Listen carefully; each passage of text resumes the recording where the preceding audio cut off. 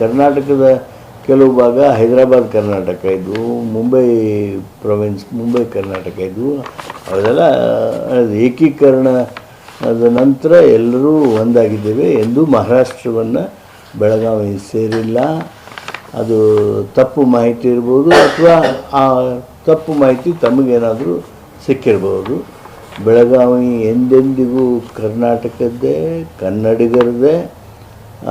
ಅದು ಹಿಂದೂ ಸೇರಿಲ್ಲ, ಮುಂದೂ ಕರ್ನಾಟಕದ್ದೇ ಆಯಿತು. ಏನೋ ಮಾಹಿತಿ ಕೊರತೆ ತಮಗಿರ್ಬೋದು, ಯಾಕಂದರೆ ಯಾರೂ ಹೇಳೋಕ್ಕೆ ಸಾಧ್ಯ ಇಲ್ಲ. ಲಕ್ಷ್ಮೀ ಹೆಬ್ಬಾಳ್ಕರ್ ಹೇಳ್ಯಾರ ಅನ್ನೋದನ್ನು ನಾನು ನಂಬೋದಕ್ಕೂ ಸಾಧ್ಯ ಇಲ್ಲ. ಈಗ ಬಿಜೆಪಿಯವರು ಅಂದರೆ ಅವರು ರಾಜೀನಾಮೆ ಕೊಡಬೇಕು ಅಂತ ಹೇಳಿ ಕೂಡ ಹೇಳಿದ್ದಾರೆ ವಿಶ್ವನಾಥ್ ಅವರು.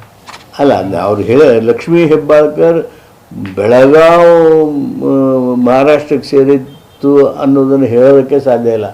ಬಾಂಬೆ ಪ್ರೊವಿನ್ಸ್ದಲ್ಲಿ ಇತ್ತು ನಮ್ಮದು ಎಲ್ಲ. ಬಾಂಬೆ ಬೆಲ್ಗಾಮ್ ಡಿವಿಷನ್ ಏನಿದೆ, it was in Bombay province. ಅದನ್ನು ಯಾರಾದರೂ ತಪ್ಪು ಅರ್ಥ ಮಾಡ್ಕೊಂಡಿರ್ಬೋದು.